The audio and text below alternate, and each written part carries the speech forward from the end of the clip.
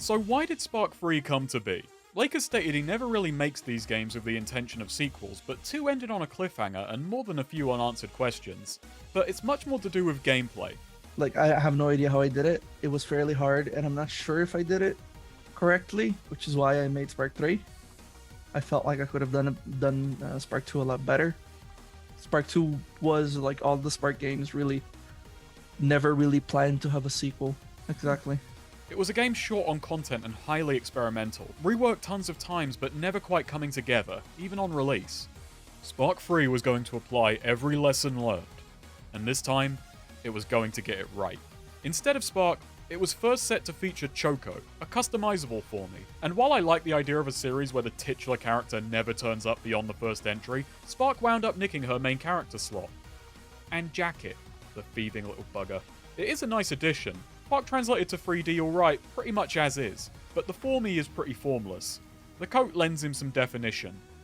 The game was slated for a September 2022 release, which slipped into August because Lake has once again turned into Rapids.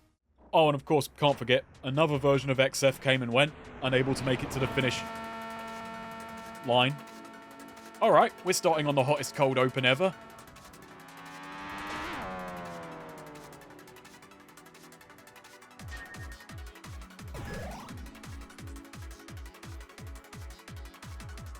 The way the music is cued to build with the title and level cards, flowing into exhilarating gameplay, it's a powerful start akin to City Escape, but better because this isn't San Francisco. This is a very zero-waste approach to development. Nothing gets trashed. Immediately I was in love. The lighter tone, more animated presentation, and this change-up for the opening is so strong. Say hello to Spark after the sequel. Alright, the driving is only okay. A simple control model with Mario Kart-style drifts to gain speed, a boost refilled by batteries, and steering which could maybe afford to be a little bit less heavy. I find a big part of why it works comes down to how it ambushes the bots and player both. A thrilling way to start, and a promise of greater gameplay variety. Spark 2 was an experiment in 3D. Spark 3 is going to be an experiment on top of 3D, with Lake bringing more into the blender. Car abandoned, we head into Area 1 proper. Terminal Village. Gameplay begins, and it's incredible. Double Moon Villa is, much like FM City, an introductory course to let the player feel out Spark's movement, and I'm happy to say this lightning bug has seen some damping. He has a satisfying heft which Spark lacked. This also comes with a reduction in Spark's agility. He can't jump as high nor as far. On the surface, this may sound like a negative, and yeah, we'll be spending a lot more time there, but this works out for the best. While I'm used to janky, weird movement, others found Fark's quick, weightless quality hard to get to grips with. It was too easy to go too fast, so Lake set about refining it. In Spark 2, Fark was made extremely mobile. His jumps were high, and reaching high speeds was easier. However, for some, this enhanced mobility was a curse more than a blessing, as it could make the game too twitchy and harder to control. Spark 3 aims to strike a balance, being easier to pick up but remaining, in capable hands, as fast as Spark 2. I'd say this balance is struck very well and benefits the gameplay in many ways beyond just skill mastery. Spark can't exactly do everything Fark once could, but it makes getting up to speed and maintaining it a more technical and skilled experience. Not to mention Spark's high speed movement has been smoothed out. He's a lot more manageable now, and it's really fun to go like the clappers. There's a far better handle on what the player is capable of overall, and that comes across in that Spark can't just fly overall. Obstacles are more numerous and better placed, and thanks to that lower jump height can't be as easily ignored. But the player may not want to. Stages are laid out to incentivize the player towards danger by making speed easier to gain along those paths. It's bait on the hook that I'll always take. It's this great mix of restricting the player's movement so they have to face greater risks, but then making the rewards so worthwhile. Opportunities for big air remain very much present, though they take greater finesse to hit and tend to be better weaved into the routes. Along with feeling more like an option you weigh up, not a get out of jank free card. Not that there's much jank left in the tank here. Alongside this, Spark's vertical momentum has been greatly exaggerated. This adds so much of that heft, and goes to make jumping off of slopes a lot more enjoyable, as well as boosting the usefulness of the drop dash. This is a lot of little changes, but put together it's almost beyond refinement compared to Spark 2. Playing so similarly yet feeling so different. The fun has truly been found, and the simple act of moving Spark around is a joy. Perhaps the biggest change, however, is to the parry. It can no longer deflect stage hazards, and it stops a player dead in their tracks. I know a lot of people enjoyed the old busted parry, and I had some fun with it, but having an ignore level button on tap was a bit extreme. It made stages too one-note if you abused it. Now it's purely a combat tool, and the player has to navigate obstacles naturally. Spark 2 was at odds with its own physics. It had to awkwardly and obviously slow the player down to ensure they would need to face an obstacle or two. The speed broke it. This game lets the speed mend it. It's much rarer for a stage to arbitrarily halt the player, instead being a consequence of either sloppy play or just taking a moment to catch your breath or think out what to do next. Something a skilled or prepared player can pretty much always avoid. Not to mention the hazards that need to be avoided and gaps cleared seem to keep in mind a player going both slow and fast. I can't praise this level design enough, and I'm far from done. Double Moon does way better than FM as an introductory level. FM could teach a player the ropes, but it was really slack. Double Moon ensures that at least a little bit of movement is taught by having challenges weaved into it. One thing I love about Double Moon is despite being the opening level, it has opportunities for all of Spark's toolkit, even abilities we haven't yet been taught. Now alongside wall running, we got wall walking, which is a form of wall running. It may seem superfluous, being far more linear and restrictive than the kind of wall running we already had, but it allows a player to more easily carry a lot of speed onto and off of surfaces. Coming back to this stage after learning about it has a sort of Metroid quality. It even opens with a prime opportunity for a wall walk which lets you zoom out of the opening section, but it takes a ton of control to pull off smoothly. It's also great for how it sets the tone. With the excitement of the opening car chase, it feels natural that this goes into a bit of a slower, breezy, even sort of cozy place to stroll through. I love the warm lighting, the decals which match Spark's jacket, and the music so full of promise.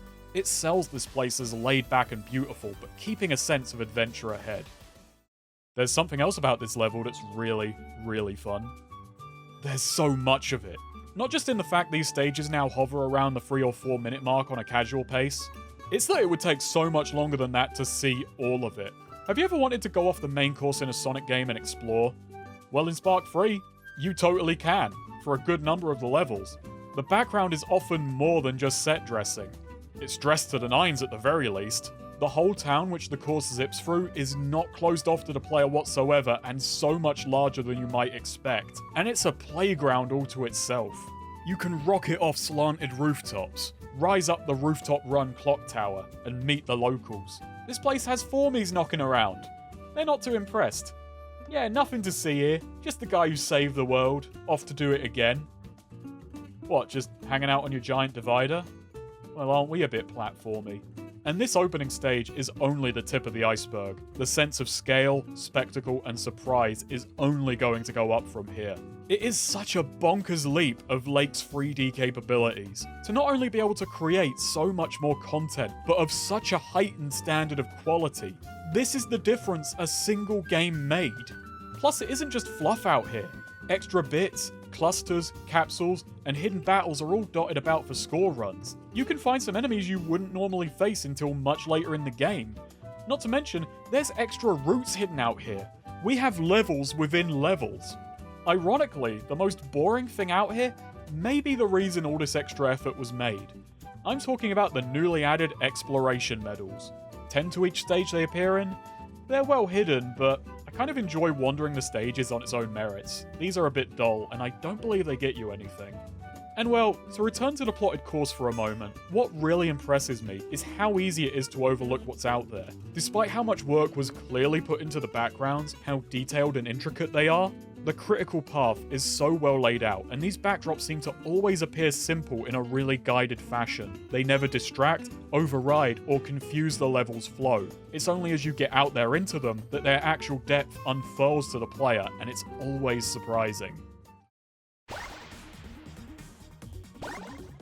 That's really fun. Even the level finish screens just have this really charming quality. And, I guess since I covered the backdrop, Spark wants to cover the backstory. Well, he's actually our subconscious right now, so we better agree with everything he says. He recaps the first 2 games. Poorly. I mean, he has every right to be confused. What with the rewrite and him not even being there for Spark 2. He has heard that Fark is Freon's son and apparently something called Clarity is the real danger, and he thinks it's all a bunch of crap. Can't really knock him for the incredulity. I was there and I don't believe it. He then starts rambling about how much he dislikes Fark, and that brings us to now. His robo-replica has taken charge of a globe-spanning military called the Fark Force. To halt the spread of clarity, they've shut down the internet and locked down travel. God, what a bunch of effers. It's a great bit of dramatic irony. Anyone who's played the second game knows that Spark isn't playing with a full deck here. He's a little misguided. Meanwhile, from Spark's perspective, it's literally no different from last time. No money and robots are running amok, so he's gonna go and put a stop to it. Only this time his motives are downright petty. Because none of this is what really lit the spark. Thanks to the net being down, Spark can no longer get his money. Actually, that isn't true, he totally could. But the lines at the bank were so long and he didn't want to wait. You might be making the Alps out of an anthill here, eh, Spark? Nah, sod that. Down with the Fark Force. This intro's amazing. The excitement of a car, the excellent and well-paced first level, and then the punchline that this is why Spark's on a rampage. So now that we're up to speed in more ways than one, we're deposited on a world map and hey, 1 new pip, 2 pips, 3 pips, it keeps going! Spark 2 had 14 levels. Spark 3 has 31, spread over 7 areas, which make up a main stage, sub-stages, and separate from that 31 are so-called challenges. These are actually disguised tutorials which slowly fill the player in on Spark's full moveset. The sub-stages are shorter, but still tend to beat Spark 2 for runtime while not only maintaining the visuals and design of the main stage, but remixing them into semi-unique environments. The work on display is staggering. Remember the train stage from last time? How that was a standout set piece, the transitionary zone which took us into endgame? Yeah, here that's a sub-level in the first area. Many of these stages are bonus levels which expand on a gimmick or environment from the area's main stage, or else take place somewhere thematically relevant while offering something new.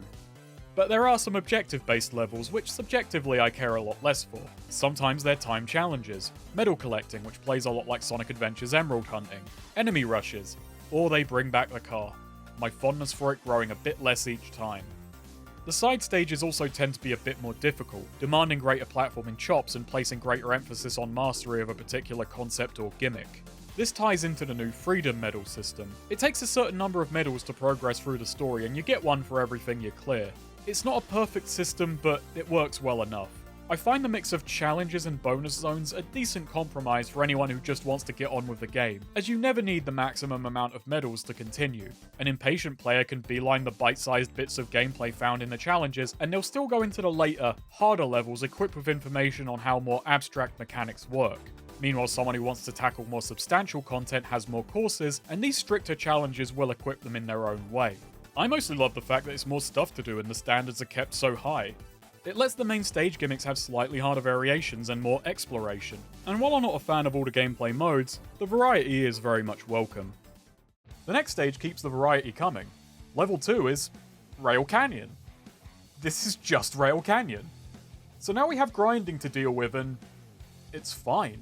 I mean, Spark is clearly magnetized, so of course he'd have it easier than the Hedgehog. Not to rail against Sonic too hard, but grinding in his games is either workable yet wonky, or sensible but simplistic. I've been playing and replaying Sonic Adventure 2 for years, and I've never fully understood it, and Heroes was even worse. Which makes this a surreal experience, playing a send-up to a game I dislike, which focuses on a mechanic I don't like, which has more or less remade one of its worst levels, but it's making all of it work. It's pretty straightforward to start with. Crouch on declines to gain speed, mash the boost on inclines to keep it. And the rail hopping mechanic is not a panic attack on tap. I said Spark 2 was an advancement on adventure. Well, to say Spark 3 has gone whole hog would be selling it short. Like Rail Canyon, it's a series of grinding sections and platforming platforms. Unlike Rail Canyon, it's interweaved rather than interspersed between the two, as utilizing speed or clever jumps coming off of a rail lets a player take higher routes or clear a few obstacles. A particularly daring player could skip these things outright.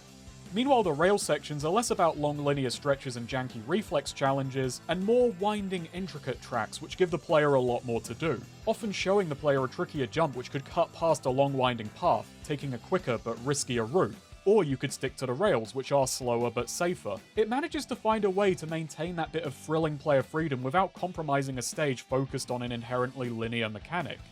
Let's change lanes for a moment and talk about the shop. It's now a more fully featured affair. Spark can buy new attacks, movement upgrades, and energy costing powers. This is a leftover from how Choco was meant to have played, and more or less replaces alternative Jester forms. Yeah, I'm sad to say, there's been a thorough curbing of Kirby. And the grim irony of this? The one and only Jester power present is the Reaper. As to why this happened, Lake cites the extra complexity of 3D development and not wanting to just replace Spark's default form, which has been a concern since the original game. I joked about his absence from 2 and Choco potentially taking the lead on this one, but thinking back on it, Spark the Electric Jester hardly even appeared in the first game thanks to these powers. I said back then his abilities were anything but static. Now they're nothing but. With his expanded arsenal and these abilities, he has a really rich toolset and extra forms struggle to stand out. Reaper's cute, it gives him back his dash dodge, and can be used in the expanded combat for some costume switching combos, but it's now more of a novelty than a major mechanical mix-up. If there's anything which signifies how great these additions are, it's that starting a fresh save after beating the game can feel stifling. I feel genuinely sluggish without these extra moves. Once you have Spark decked out, this gameplay goes from great to amazing. This is joined by the reworked energy meter, which governs many of these abilities. First up, there are 2 more rail abilities. Rail boosting, which costs energy, and regen break, which lets you cash in speed to fill those batteries. These both add more decision making to rail grinding, giving you a bit more to do in this very simplistic bit of gameplay. Regen break can be a game changer. It can top you up as easily as trip you up. You've got to learn to use it. Then we have the energy dash, an instant boost of speed, albeit one governed by energy. I think we now have 5 distinct dashes in this game and the word has turned into a meaningless mush. Spark's finger gun from the first game returns in the form of the charge shot, and it adds extra depth to weak enemies. Previously just a minor threat meant for homing attacks, now you can do drive-by shootings. Yeah, we're taking notes from Shadow now. Some of the most slick moments come from darting through hordes of weak foes, dodging their gunfire, taking them all out, and then cashing in that energy for a big boost of speed. One last move I really enjoy is the Jester swipe, basically the lightspeed dash. Bits no longer refill health, and once you've bought everything from the shop, they become a bit useless. But this allows them to keep some utility as another means to navigate. There are more abilities. We have room-clearing explosions, damage and speed-ups, a temporary shield, and so on. The ones I've talked about are the ones which really define Spark 3 for me. While many of these are taken from Sonic, Spark is still re-examining how they can be used. Abilities such as the lightspeed dash, and as mentioned last game, the homing attack, became necessary tools for traversal in those games. Stages were very set challenges, and part of that challenge was applying the correct move to the correct situation. Spark treats these moves less as solutions and more as opportunities. They add greater means to traverse the stage and expand your options, but they come with interesting costs. The energy dash and charge shot go hand in handgun. The energy dash requires energy, which necessitates risk-taking to get, and the charge shot grants an awesome new way to go about it. The Jester swipe can be used to get a burst of speed, but it takes some anticipation to line up and will rocket you off in a set direction, which may take recovery, so it isn't always worth doing. These abilities allow Spark to match Fark's agility, but only in controlled bursts which have to be earned, which is a really clever way to keep that sense of freedom, by giving it limitations which challenge the player and pull them into the level, giving the level itself greater presence and substance. And it is such a satisfying flow to fall into. I'm gonna go as far to say the gameplay has advanced so far beyond adventure that it blows it out of the water. One that looks at all of that series' abilities and removes them from many of their contextual shackles. Then it makes a few more tricks of its own, and then creates levels which puts them all through their paces. I called Spark 1 more complex but less nuanced than Sonic. This gameplay is both. It's just so much better than... Spark is ambushed by the Guardian. And this brings us to combat, which has seen similar expansion. The parry has been returned to its Spark 1 form. An ill-timed but successful parry deflects damage but knocks you away, a regular deflects damage, and a perfect parry grants energy and opens the foe up. Opens them to what, you ask? Juggling. Yeah, being the real Jester, Spark can juggle. Welcome to the circus. The energy meter has been joined by a separate combo meter. That damage bonus is now gained by varying up your attack strings and playing aggressive. Spark has a decent selection of light heavy and heavy light combos. His finger gun can be used to maintain a combo meter and as a juggle tool. He has charge moves and ground smashes. I never got sick of pulling off this combo in particular. In one game, we've gone from slap fights to MGR light. It has actual back and forth and enough depth to sink your teeth into. This is joined by a decent roster of enemies who go some way in varying up these encounters.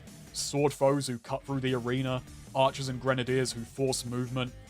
and various mages who add further complications to fights, setting traps and making the player think on their footsies. There's enough here to give the player plenty to think on and do in a fight, while attempting to tie it back into the platformer side of the equation with its movement. Juggling isn't just satisfying to pull off, but a means of herding enemies and keeping yourself away from danger and isolating dangerous foes. But it's not quite as good as it could be. I do find enemies a little too passive in terms of moving around in a fight, which undercuts the hazards that are thrown into the mix. Once you have a handle on which moves move mobs, it can go from feeling cool to routine robot rearrangement. Juggling is fun, but it's really the only advanced tech in here unless you start doing crazy dash heavies, which feels more like an exploit than anything else. In terms of depth, the defense game has a lot more going on than offense. Enemies now have unblockables which force you to jump over their attack or else get out of there completely, and then get back in. The combo meter does mete out reason to vary up what you're doing, but the different strings don't stand out much, lacking unique utility. My biggest consideration was always whether or not a combo had a launcher, so we just go right back to juggling. In terms of criticism this game has received, the combat has been the most common subject, though this criticism is less about its quality and more about the fact that it's here at all, and I do get why. I like it because I'm at the cross-section of people who love Sonic and Spectacle fighters both, so I can approach this with a devil-may-care attitude, but let's break it down.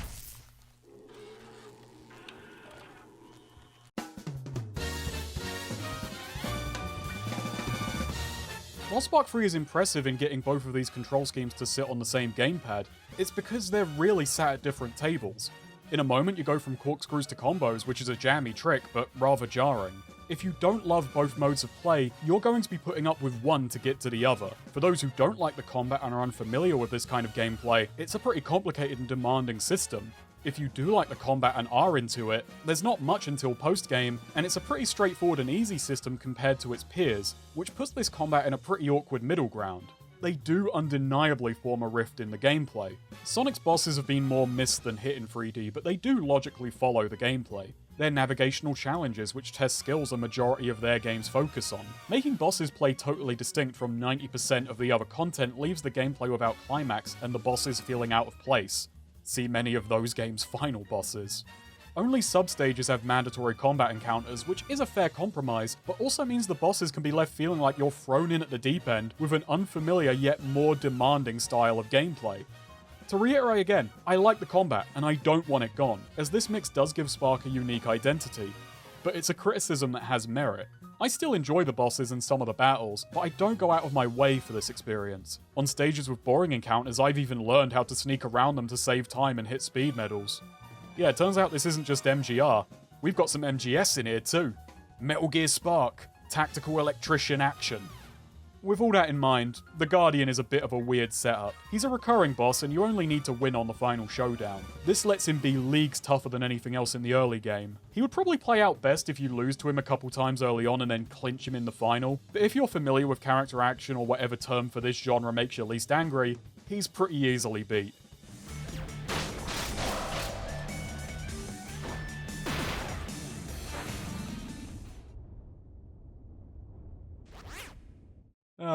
I love this guy. And we're met with another rift, but this one emotional. After 3 of the Guardian's 4 battles, we're given flashbacks delving into the relationships and motivations of characters past. And for the sake of pacing, I'm going to cover each of them here and now. The first scene goes over Unit 1 and Clarity's relationship. How Unit 1 first met the AI he was made to protect, going from Guardian to lover, and taking on the mantle of Freom to spearhead the robot uprising. This also expands on Fark's creation. He's a literal product of Freom's insecurities. Due to Clarity's heightened consciousness, Freom knew he'd be left behind. Freom wanted a son who could carry his torch and keep up with his mother, built in his image but created by her. And at his request, he wanted his child to have no memory so that he could realize his own destiny the same way they had, hoping that one day his son might kill him and take his place. And I'm hoping that's not a bizarre to pull. Next, we learn how Double and Flint met. Double was a sentry for a famous artist, who remained a guardian on his estate even after his master's passing. One day a thief broke onto the grounds, and when Double slaughtered the intruder, he awakened to his bloodlust. Meanwhile, Flint was a simple construction robot who developed consciousness due to nothing more than a freak accident. Immediately terrified by his surroundings, he attempted to flee and was gunned down by the guards. Just then, Double came onto the scene, raising the sight and saving the felled robot. Recruited into Double's cause, the two gave each other names and began their training. But it was on the first mission Flint came to learn of Double's true nature, that his claims of fighting for the liberation of robots was merely an excuse to kill. After a fight with no winner, the two parted ways. The last flashback then goes over how Flint found Float. Alone, scared, and unable to remember how she came to be this way, upon catching sight of herself, she breaks into tears. Doing his best to comfort her, Flint goes and fetches some cloves, and the two begin to travel together, until one day a malicious signal went out. Flint manages to delete it before he gets overrode by Freon's virus, and even though Float isn't connected to the net, he's not sure whether or not she got infected. Shortly after, Double tracks the two down and more or less conscripts them into hunting Fark. Flint doesn't want to go along, but does so out of fear, an uncertainty that he could stand up to Double that would get him and Float killed.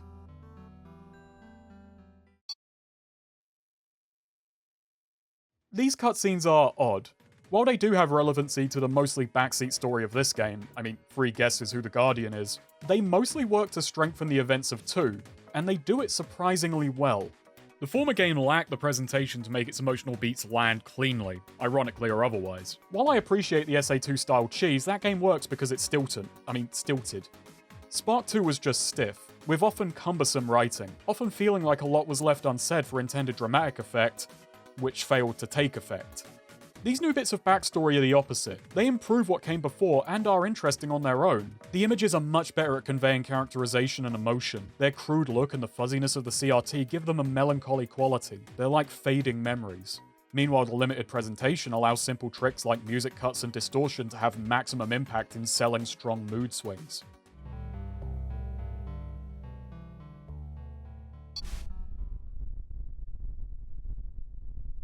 This is all set to new contributor R3's track, A Boy and a Girl, which is a bit of a blunt force instrument, but one that I like. It's a gloomy track which keeps in mind even during moments of happiness that all of this is headed towards a tragic end, and this goes along with how it ties in Fark's theme as a motif. Despite never appearing, he's what runs in the background of all this backstory, the terminal destination for many of these characters. There's also a recurring theme of discovering one's own purpose shared in these stories, typically symbolized by a character taking or receiving their name around the time they come to find their reason to exist, quickly followed by that purpose being stolen or corrupted, along with a nice big helping of self-doubt. A theme which Spark and Fark's arcs also arc along in their own ways. That seems to be the central thrust of this trilogy. I think it's more to lend the world texture than any big thematic message about destiny or what have you. At least if there is one, I can't work it out, and that might be on me. Though on that note, the writing has improved, no longer clumsily evasive. It uses the framing device to tell us all we need to know about these characters without just falling to flat exposition. It's a well put together TV package. Meanwhile, Spark's story in the here and now is the exact opposite. No text boxes and minimal dialogue. Instead, we have very expressive animation delivering a charming mix of action and comedy. There aren't too many of these scenes, but they're a treat when they pop up. The contrast is great at showing us both sides of the setting. One, the grim reality that Spark 2 presented, and the other, the simple and exciting world in which Spark imagines himself. There's a nice little dash of dark humor sitting in that division. The overall approach does have issues. The story is given in odd, ill-paced bursts, and how often this series needs to work backwards does not inspire confidence. I mean, Spark 1's story had to be gutted so 2 could work, and now this one has to put in overtime because it didn't. Despite having more story than 1 and 2, I actually thought 3 had an incredibly minimal plot because without thinking about it, I discounted these snippets. It's easy for them to feel out of place unless you take the series as a whole, which ironically, despite my last complaint, isn't something Spark naturally leads you to do. And now I'm curious if that means I got japed, because that's exactly how Spark was acting. The next 2 stages go great together, highlighting many of the same strengths, rediscovered from after the sequel in Spark 1, now translated into 3D and better than ever. Protest Prison is a jailhouse in the jungle, and would you believe it's taking inspiration from an even worse game than Heroes? This level is an inversion of Prison Island from Shadow the Hedgehog, reversing the overgrown prison theme into a detention center deep in the woods. The music makes the inspiration even clearer.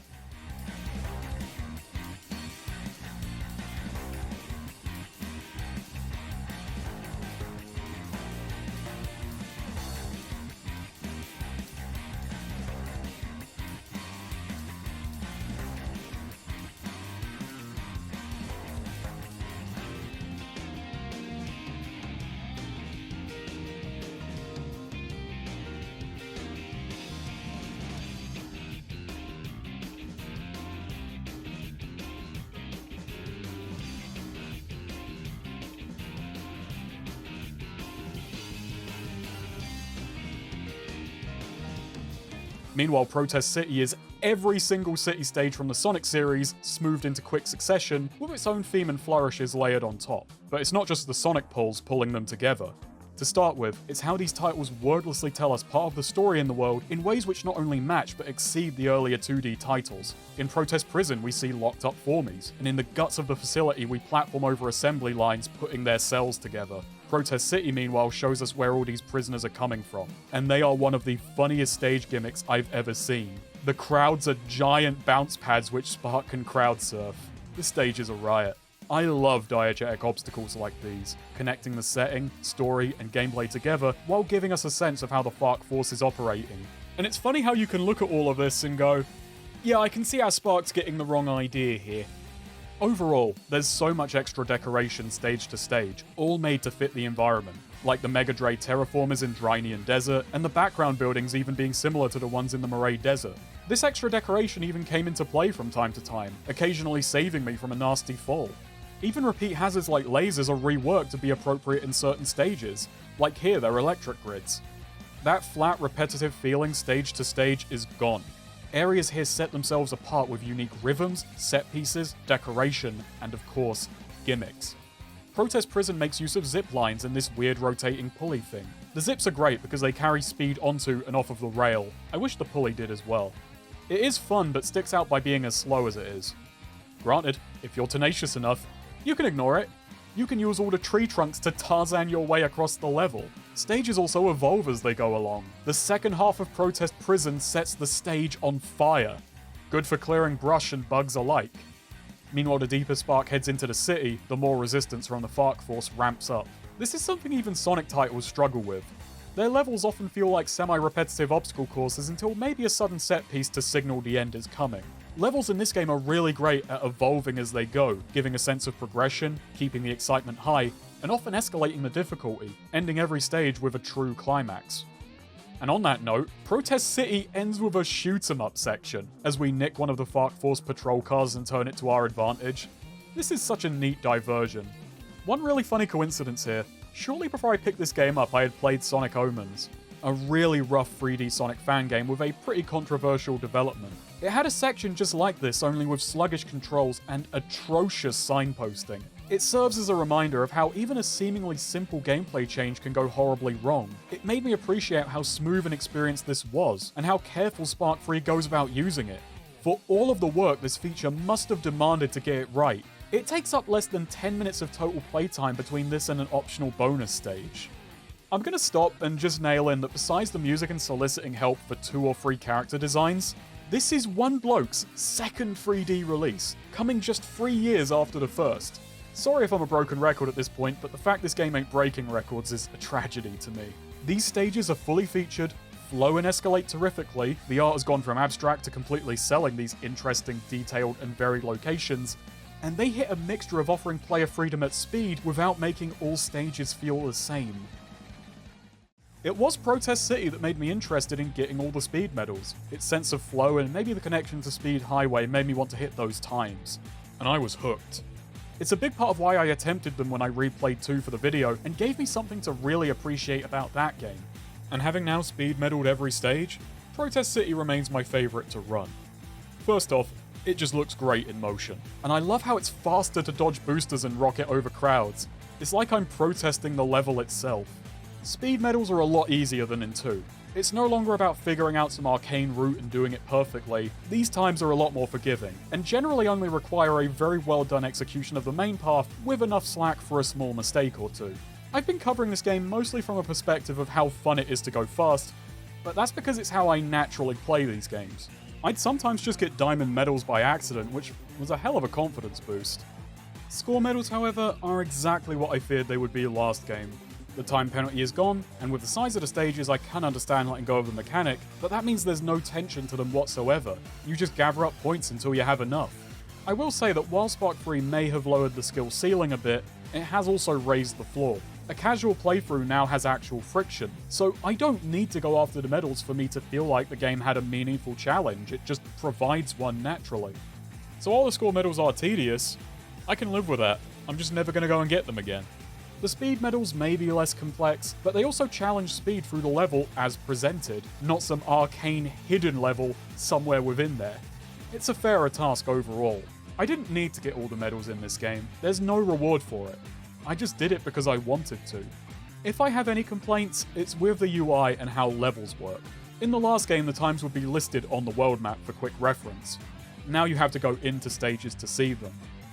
Plus the levels and bosses used to be separated and you would have an option to disable cutscenes. Now no such choice exists, and every time you replay a stage which has a cutscene or a boss after it, it will play. It's not the end of the world, but it is an inconvenience which didn't used to be there. On to the boss. We spot the Mega Arrester and give chase. Yeah, we keep the car for this, which is a fun gimmick for a boss. Nothing more challenging than what we faced in the stage, but a memorable mix-up. Look out below. Oh, look out the side window. I love the flailing car animation. A SWAT bot squares up for a fight and... hey, who's this? What follows is a simple fight. The SWAT bot has few moves, all of them slow, and mostly just calls in for reinforcements. This is all a well-played bit of misdirection, with Spark even absent from the results screen. So where was our boy? He was off getting a burg.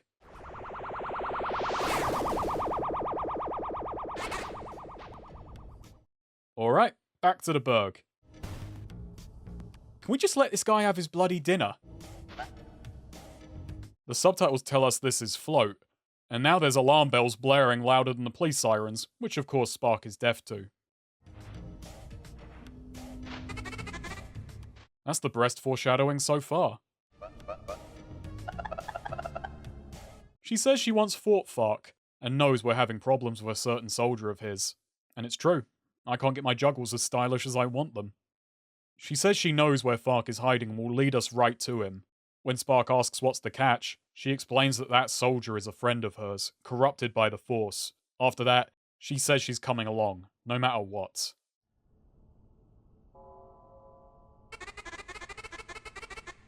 And with that, we have another playable character.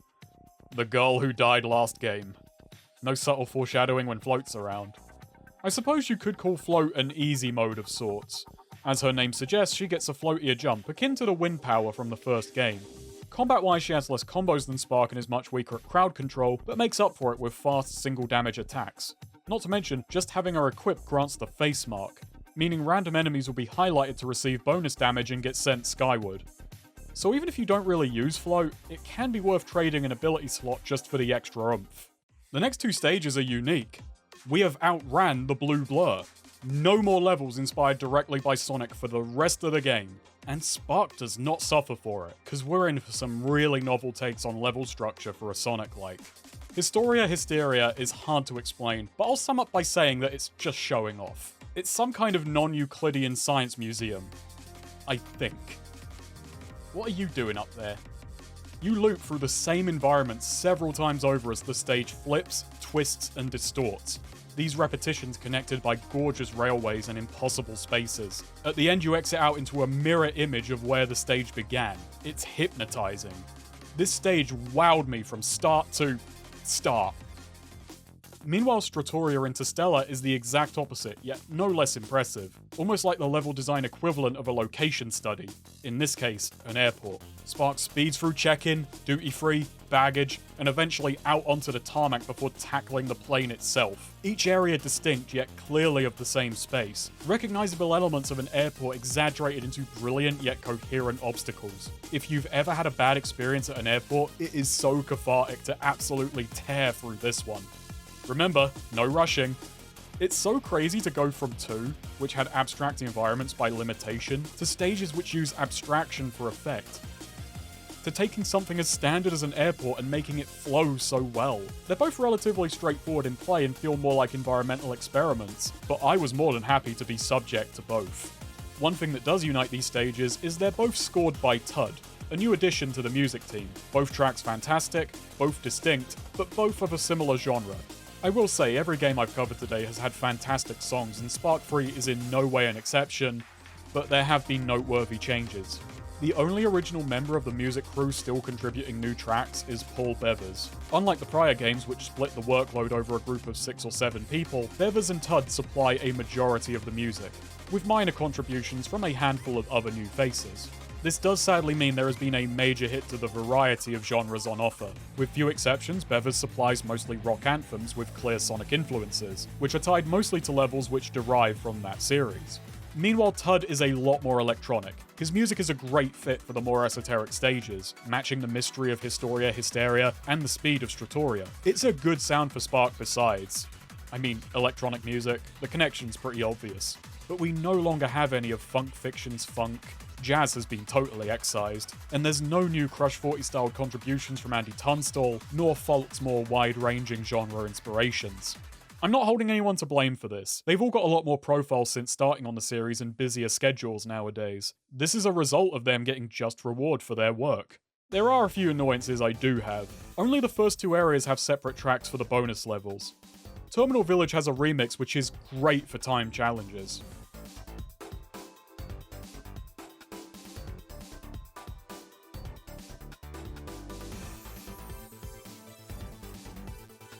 Rhynian Desert, meanwhile, has the one-level track composed by Leilani Wilson, the composer for Freedom Planet.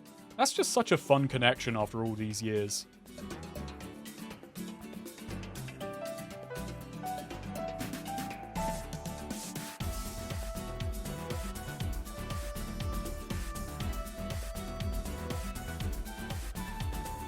The game could have done with more tracks like this. I love the music, but it's now all of a similar high tempo. Variety like this helps a stage to stand out more, and it's a beautiful track besides.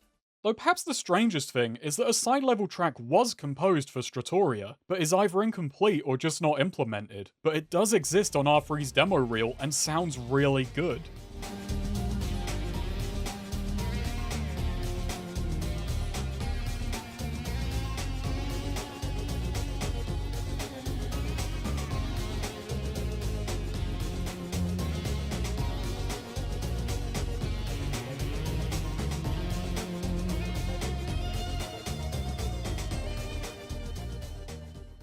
This isn't a damning condemnation, but if I had to point out any way in which Spark 3 is the weakest of its series, it is in the music. From another perspective, you could call this more focused, but I really enjoyed the prior diversity and all the benefits it brought. These 2 areas do also give the game some cool boss variety. Historia capitalizes on its weirdness to throw Spark into a really bizarre boss fight. The Throwback fight has us throw down against 3 bosses, cycling through them one by one. Double, EJ, and Rhino Dino, all of them modified to work with the updated combat. It's a really tough battle, the only one to have health pickups. And fittingly enough, considering what we just talked about, it's an opportunity to hear Spark 2's boss music in an arena where it will actually play for longer than 30 seconds. Meanwhile, after catching their flight, Spark and Float are hanging out by the hangars.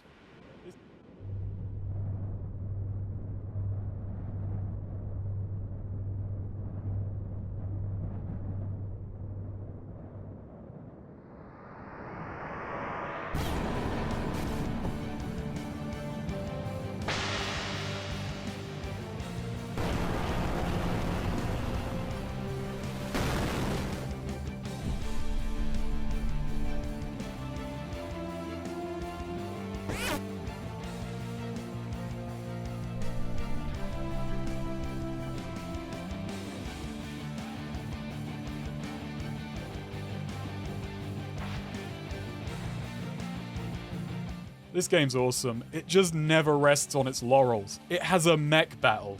It plays slower and simpler in a way which sells the weight and scale of these machines. The parry is swapped out for a dodge mechanic, which further sets it apart.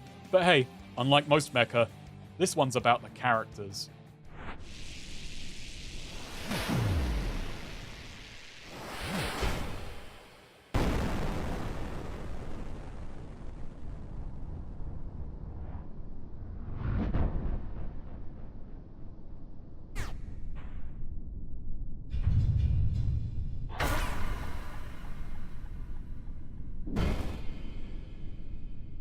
That's just such a cool little animation. Float jumps to Spark's defense, begging Flint to recognize her and come back into the fold, but he looks away in disgust. berates Spark for his short-sightedness, and warns that he's under orders not to kill him, but if he presses on, he'll be left with no choice. This scene is really solid, and it's followed by Flint and Float's flashback to really drill in just how bad these two get it. It's so much better at communicating interesting characterization without being explicit. Just the little look away, the animations, does it so much stronger, and it works within the confines of Spark's story, as Spark doesn't question what Flint means at all by his words, but instead focuses on Float's story. The simpler, easier to understand tale of a lost friend, the story where Spark gets to remain the hero.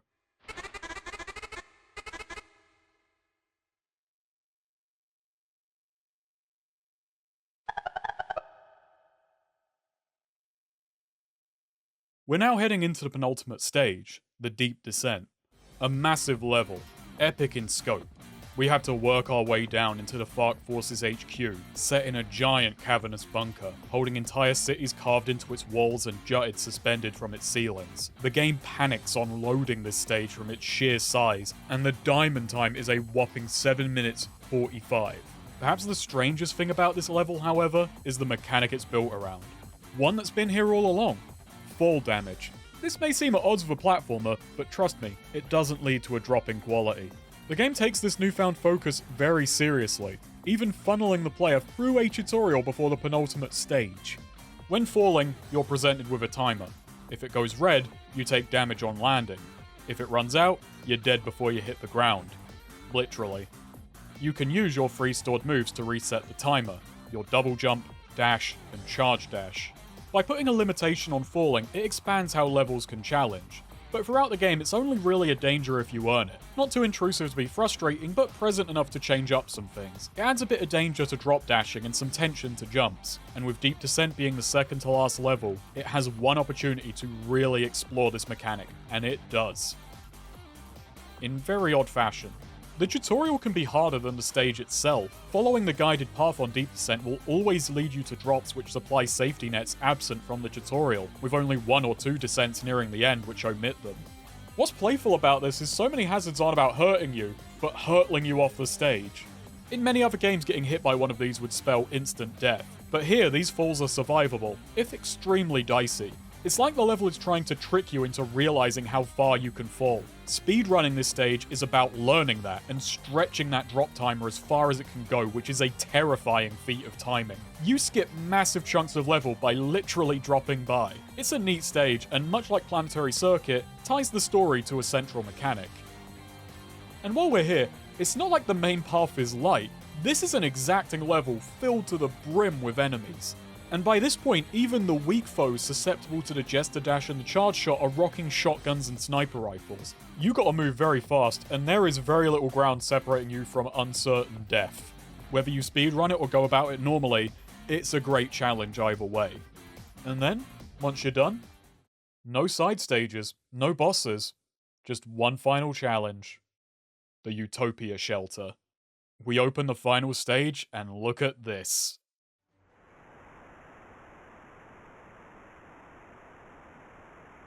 Is there anything more exciting than a final level asking, think you're hard enough? This game has its own pacing issues, but by doing this, the finale is given room to breathe and escalate on its own. You start this, you need to set aside an hour or more. Because this is a pretty recent release, I'm gonna give another spoiler warning here. While you can probably guess where the ending is going, a friend of mine even called it on stream and he was experiencing the game through me, I find this ending really fun. If I've sold you on Spark, you should experience this for yourself. The level ahead is contentious and the ending loses some people, but I absolutely love it. My final word for the people leaving will be this. Spark 3 is probably my favourite 3D platformer of all time. I drunkenly tweeted calling it the best, because that's the kind of drunk tweet I make. Not gossip or anything interesting, just drunken exaggeration of how good a game is. To clarify, as should be obvious, I like Sonic-styled platformers, but Sonic has only ever given me a bit of what I want. The reason this is the best is that this ticks all of my boxes. So if this video has just sounded like a guy relentlessly gushing over a game that does have some issues and maybe overlooking what you would see as flaws, there you go. I'm the guy covering this game right now, and this game is practically made for me, so yeah, I love it. For everyone who is sticking around, I have a lot of thoughts about this ending, and going through them in my usual format would get very jumbled up very quickly. So I'm going to do what smarter YouTubers often do, which is recap the whole thing and only hit on surface level evaluations. Then after we're done, go through all the deeper thoughts it inspired. Look at the length of what's ahead and know that I'm sorry. I'm sure those coming in blind did not expect this to end with a plot summary this long for a section which takes just 1 hour. When I started the Spark series, this isn't what I expected either. Spark and Float finally access the Fark Force shelter. Flint arrives and pushes us over the finish line. Good going there, champ. It is a little bit weak that we've had this same fight several times and this final form doesn't bring anything new to the table, besides maybe heightened aggression. He fights at a bitter end, but if you've been able to beat him beforehand, you've got this in the body bag.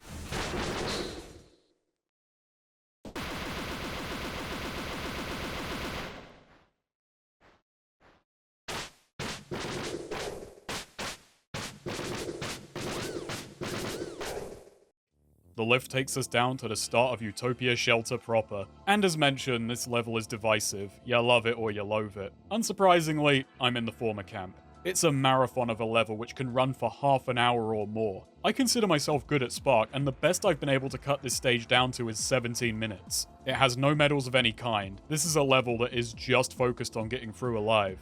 And it sounds like for many, that's challenge enough. Maybe more than challenge enough. As the opening screen warns, this stage tests every skill you've learned. This is not an empty threat. An odyssey of a journey of a trek up a level, starting on the outskirts of Fark's underground techno city. I love this first little road. It's so oddly mundane as to feel out of place. I love there are distinct adverts down here, like, oh, Mega Dre, I guess they dug the place out. And we got Fark Force Soda, with the most unappealing tagline. Fresh as ever, not too bad. I mean, how's a robot to check?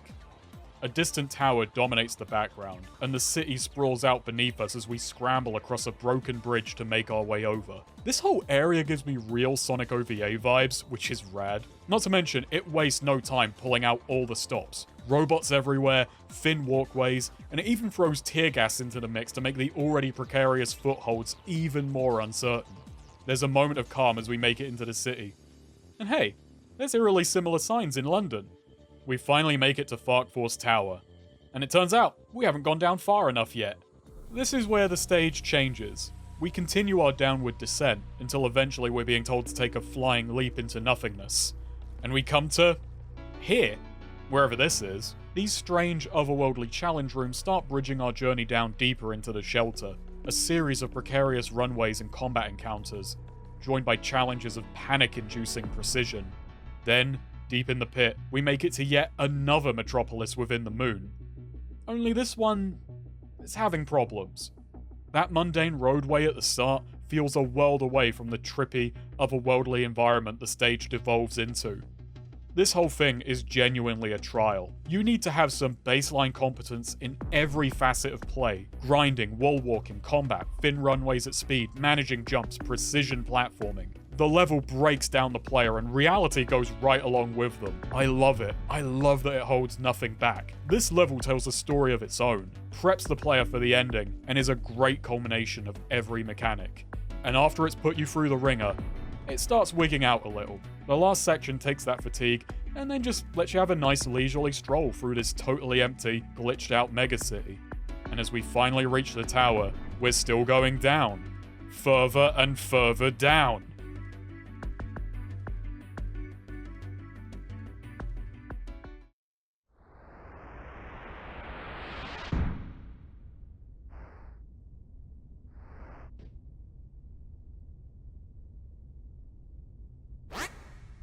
Spark comes face to face with Fark, who's got a funky fresh form following in his father Freom's footsteps.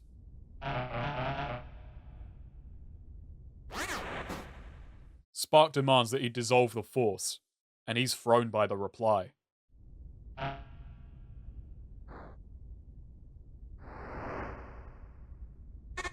Fark cryptically states he's lost count of how many times they've done this, and when Spark asks what's the catch, turns out there's a pretty big one. Fark really needs a moment to explain.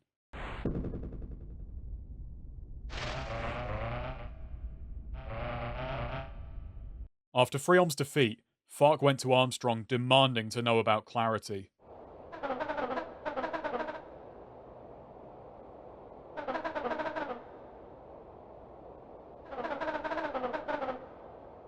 It turns out she's an AI whose purpose was to solve the unemployment crisis, alongside helping with policy decisions, with the ultimate goal being to protect and preserve life. To that end, she was fed with uncountable amounts of data, and at a certain point began to develop by herself, at a rate beyond what the scientists at Megarath could manage. Her smart virus spread her to every net-connected device. She not only had most robots under her control, but the means to create her own. Anyway, Armstrong's a little antsy, saying it's already over, but Fark has a plan.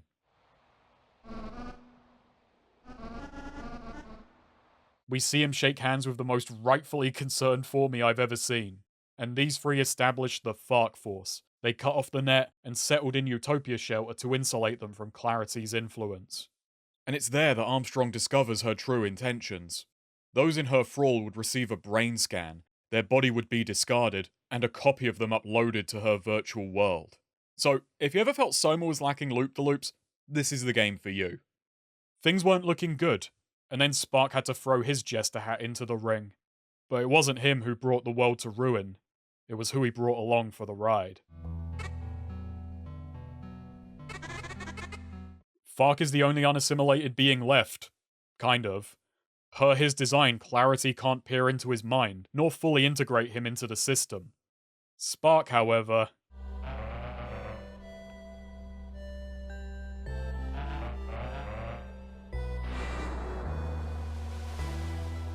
So yeah, bit of a gaff for a gaffer. We destroyed the world. Thousands of years ago. Then Clarity appears to make things clear.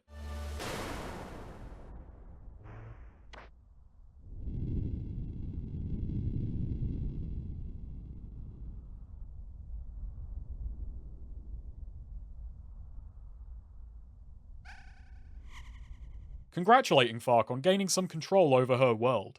Not that it matters. She's off to go reset the thing. But first, she gives her son a very stern talking to, that this is a better world where people can live as they want. Just accept it.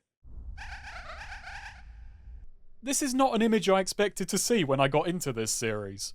It then tries some meta crap I'm not fond of, how Spark has done this again and again, sometimes better, sometimes faster, reliving his best moments. Yeah, it's a framing device for how the game is played, but I don't like it. Luckily, it gets out of doing this in Diamond Time and goes back to the fun stuff, hammering in how badly Spark messed up.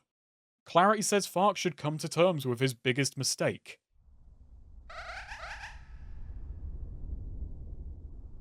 And this causes Spark to short-circuit.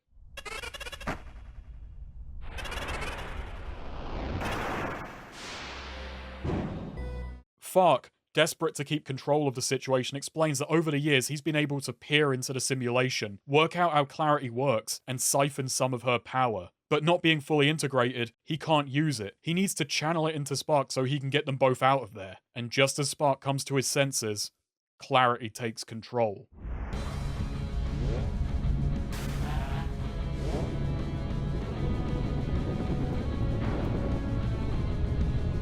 In a blast of light, Fark is returned to his base form. Control switches over to him as he fights to free Spark from Clarity's clutches. This battle is so exciting. It's a strong concept backed by awesome music.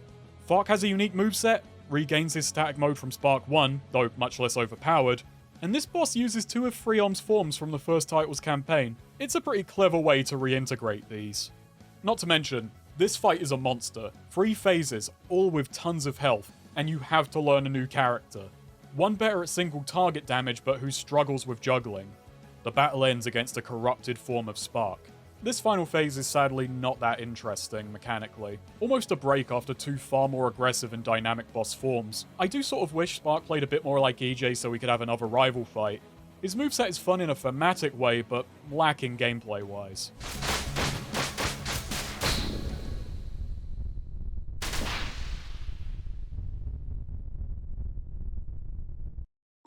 After the battle, we cut to black. Spark talking to himself in the void and slowly coming to terms with his situation. Coming to realize his real self likely died ages ago, and the severity of the situation, he does something he's never attempted before. He thinks, demanding to know everything he needs from the system. When he comes to, Fark puts together that Spark must have gained some control, and he must be able to get them out of there. Spark has a plan, but he'll need Fark's help. And then the dumbest thing ever happens.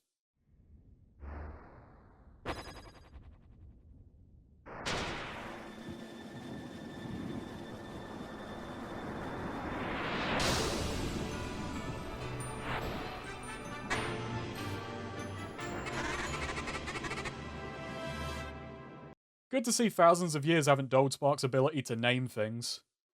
Spark flies straight for Clarity's central control, the means by which all the many Clarities are synchronized.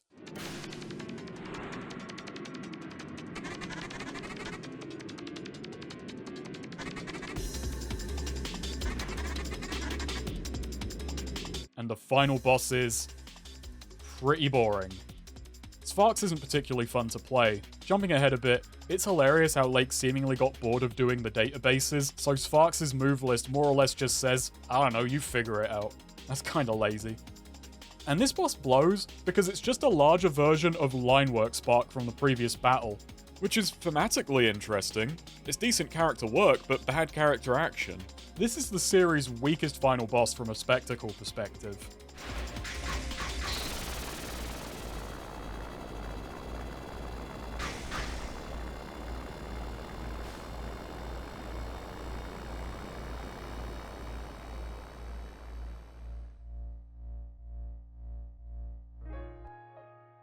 After Clarity's defeat, Fark comes to in a field of flowers, all alone. Spark is now in the system. He tells Fark that being in here means his personality will slowly be eroded, so he's going to release Fark into the real world and then shut everything down, effectively ending his own life.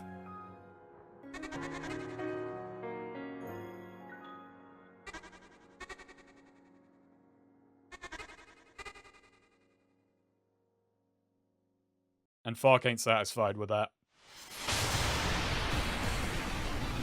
Some rad shonen kicks off as Fark is so pissed at Spark he becomes a real boy.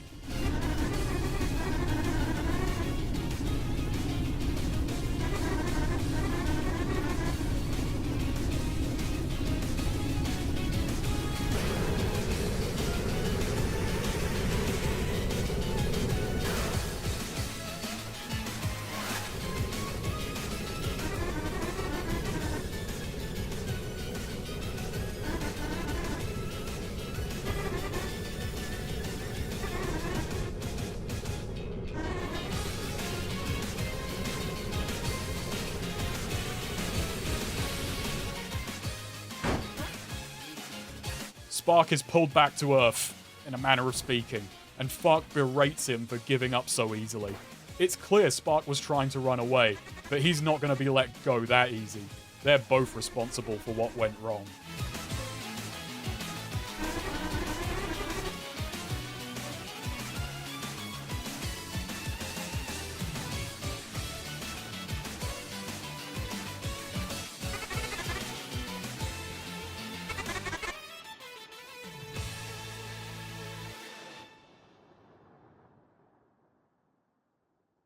And so ends Spark 3. Perhaps the strangest, stupidest ending I've ever seen, and I love it. It's one of my favourites. Unironically adore it. Though the credits are a Friday night funking parody, so I do have to retract everything positive I've said about the game. And post-credit, we see Fark step out of stasis, endeavouring to reverse the effects of Clarity and build a world of the free. And suddenly I've got a lot more questions, but they don't matter.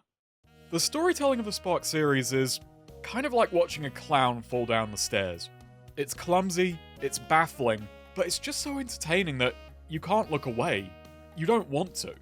For me, this ending is that clown landing at the bottom of the stairs, feet first with cat-like tread.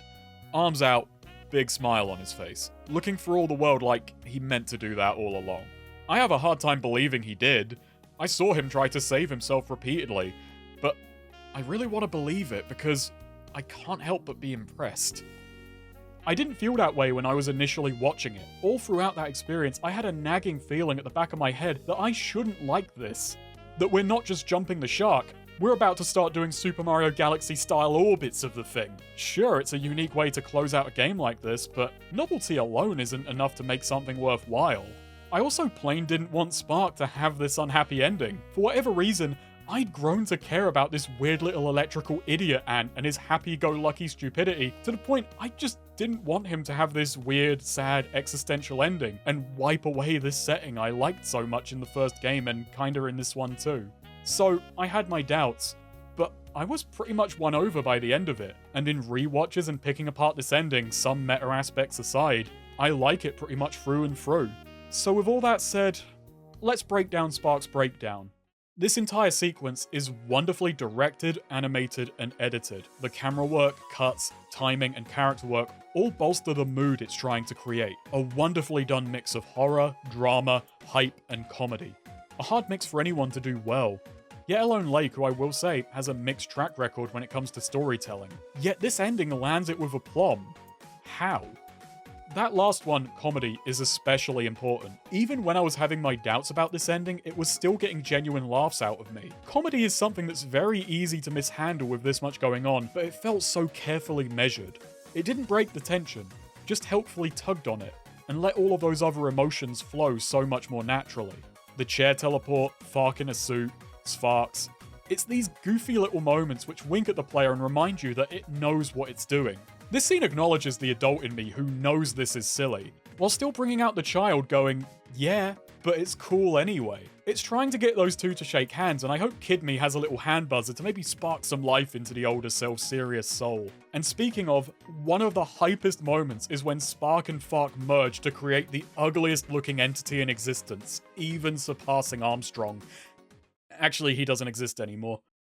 And what's so great about this moment is the music. It's a callback to this scene from the first game. When these two first joined forces to win the day, this same music played. And just the music overall, it's a well-scored scene. Each time I get to that final moment between Fark and Spark, all of my ironic defenses are breached, and I'm just smiling. Silly or not, I am fully invested in whatever comes next, if indeed anything does. So on the most surface yet arguably important level, I like this ending because it's relentlessly entertaining and endearing.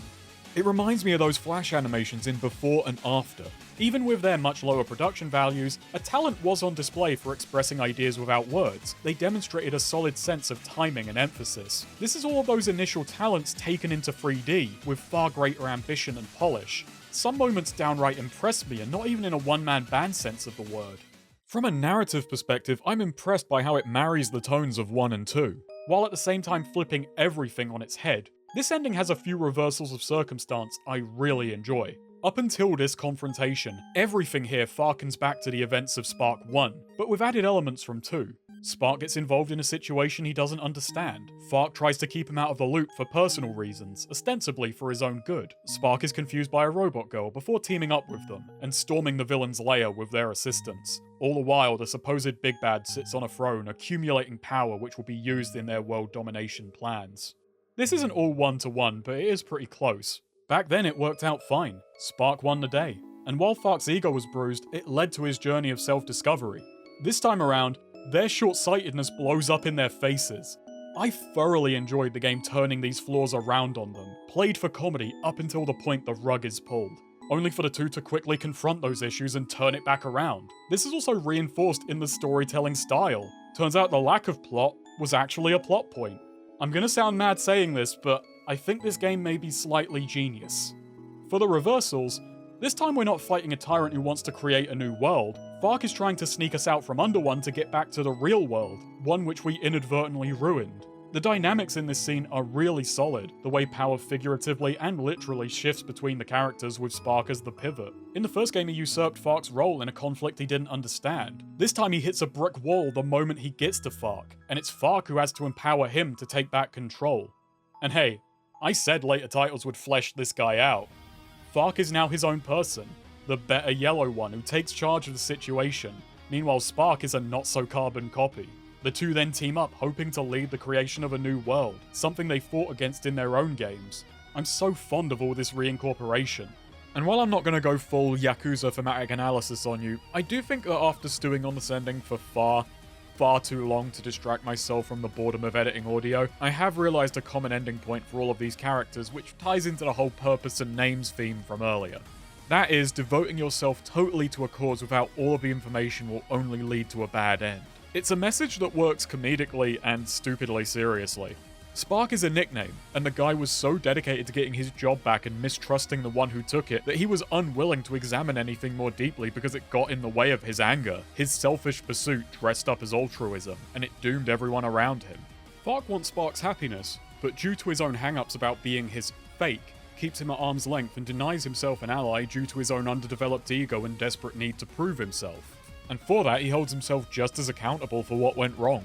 The boss squad, double aside because he was just like that, all met their ends through getting involved with his cause, none of them knowing all the details. This idea does fracture a little bit here because it wasn't really a lack of information, but an inability for them to act on what they did know that proved to be their undoing. Story is not the main concern of this series. What it has is one that's flawed but really fun to think about, almost because of its earnest flimsiness. I don't take this story as seriously as this video may portray, but my enjoyment of it and willingness to entertain ideas it creates is real. I want to be invested and see where it goes. Anyway, good going me with this insert. I've given myself more audio work to do. Maybe I'll crack more codes while doing this. That's the major stuff, but while Fark may be free, you're still watching this video, so I've got some more stuff I want to jam in. Yeah, the foreshadowing in this game is bizarre and likely very predictable if you've been paying attention, but to keep going on the theme of reincorporation, not only does Fark fight former Freom's forms, in both Utopia Shelter and Deep Descent, one of the obstacles are the Freom mind viruses from Fark's campaign. And that leaves you questioning, how could a robot mind virus attack an organic? Not to mention there's the whole deal with Float's face mark ability, that's a bit more foreshadowing, and Clarity's spaces in the Utopia Shelter. It's all a bit of a dead giveaway. It's really funny how this game just rubs it in your face that something here is wrong. It's even funnier that people who didn't play Spark 1 and 2 and came in on free would have gotten the most in-character experience. You would have just as much of a clue as this guy. One last thing about Clarity, and this is pretty asinine and the point where even I know I'm going way too far for the funny ant hat game, but I enjoy this idea, so hear me out. I wonder if part of Clarity's corruption was access to human code, or at least human history. Historia Hysteria has an Earth exhibit. Clarity takes on the form of a small human doll. Freom took on a name which references old Earth culture. It's why the Ant Girl robot has knockers. And this one may be a stretch, but Clarity's theme is actually a reversed and modified lunar base from Spark 1, the stage where you go through an old human installation. Anyway, I can feel eyes rolling around the world, so let's move on. Simply put, this ending is a joy. A big, confusing, convoluted, bizarre, downright insane joy. Despite that, we're still not quite done, though I'll try and keep this brief. Months after the game's release, it received 2 free DLCs. The first was porting every level from Spark 2 forward into free. And they are somewhat trickier, and I'd argue more interesting with this gameplay. Levels like Titanic Tower in particular are given a new dimension by the sheer terror of fall damage.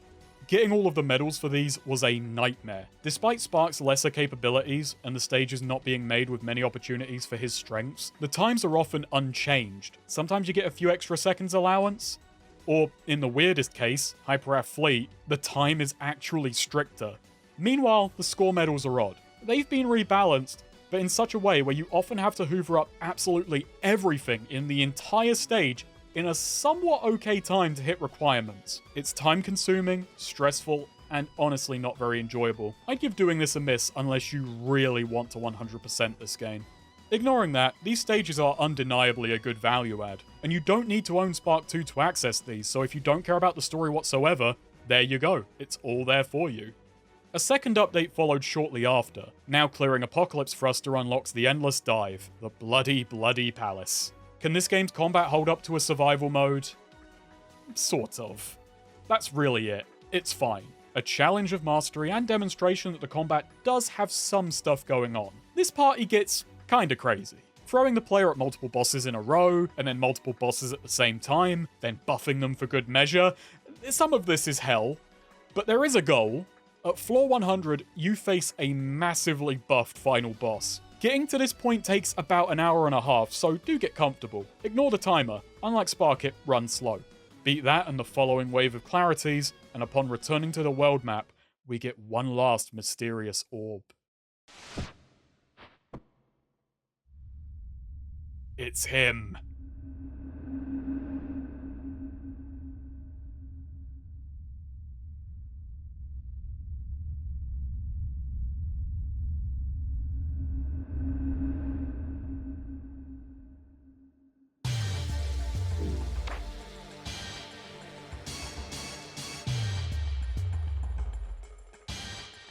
Unit 1 is back, and this guy has legs. A demonic super boss. He has fast combos. He has Fark's parry. He has some bastard attack strings. And you have to fight him twice in a row, with the other final boss as a buffer in between. Oh, and the stage rapidly drains your energy and combo meters. So no heals nor damage bonus for you. This is a battle of endurance, and cards on the table. I did not endure. I had to cheese him with the Reaper. I suppose you could say I was scared to death. I eventually take him down, and we get one final cutscene. Claritas appears and reveals that all we've achieved is cutting off Clarity from her central consciousness, but they're still numerous in number and in agreement. Something in Freom activates, and he jumps to Spark's defense.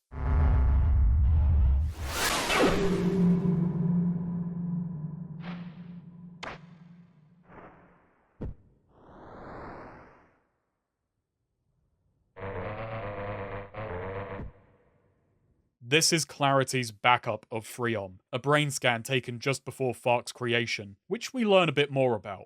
Freom never truly trusted Clarity, so Fark was a backup, not just of his data, but a literal backup in case she was as dangerous as he suspected. And I'm sorry, but this is the third or fourth answer we've been given about Fark's revised origin story, and it's the first one where I immediately went, ah yeah, that makes sense. I've been left with more questions after every other attempt to explain why Fark was made.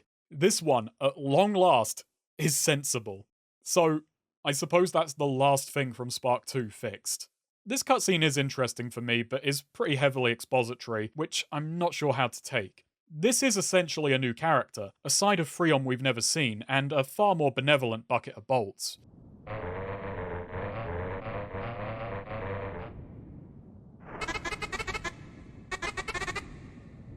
His plans in 1 and 2? He has no idea what he did. They were not part of his programming when he got put into the machine. And Spark 2 is a different character, more questioning and proactive. It's interesting to see where this might go if indeed it does in Spark 4, but it's a little bit sad to see that he's no longer quite as much of an idiot. But I guess that had to happen. Spark sets Freom loose in the simulation, not supplying him with all the answers and hoping he'll find his own. Much like Freom did for Fark. I literally just picked up on that. And unlike the original ending, this one ends with a promise.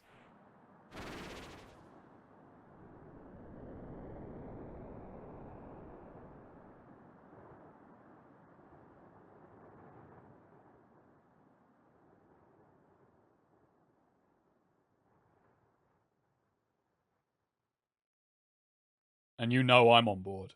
And so concludes Spark 3, and the trilogy thus far. After an upset like that ending, I am very interested where we go next.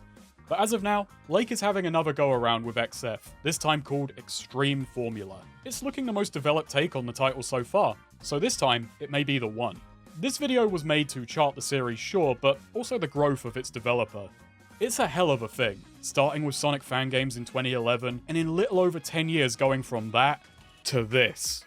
Making 2 games which have become personal favourites in their respective genres, leapfrogging his capabilities with each and every release. It's such an exciting thing to experience. This series is a brilliantly composed composite, which through iteration and remixing of all of these mechanics does become pretty much its own thing, outpacing many of the things that led to it. And a weird diversion, but I don't want to sound too down on Sonic with all of this. The funny thing is, while I do like Spark 3 a lot more than Frontiers, I think I like Frontiers more because Spark 3 gave me everything I ever wanted out of a Sonic game, and that let me appreciate Frontiers for what it was. The story is a mess that somehow finds a way to tidy itself up right at the end, in a way that skates on the edge of being a complete disaster but somehow completely avoids it. And it hardly matters anyway, because when it wants to be hype, it knows exactly how to nail that emotion. Writing this video has been an odd challenge. This series has brought me so much joy, and I've struggled to capture the why in my writing in a way that I'm happy with. But I hope I've kept you entertained, I hope I've given you an idea why I like these games so much, and I really, really hope you'll give these games a shot. This has been Snakerer. Thanks for watching. If you want to support these videos, please spread them around. If you want to support them more directly, I have a Patreon. You can see all the lovely patrons scrolling by at a very high, very appropriate speed. Everyone gets thanked.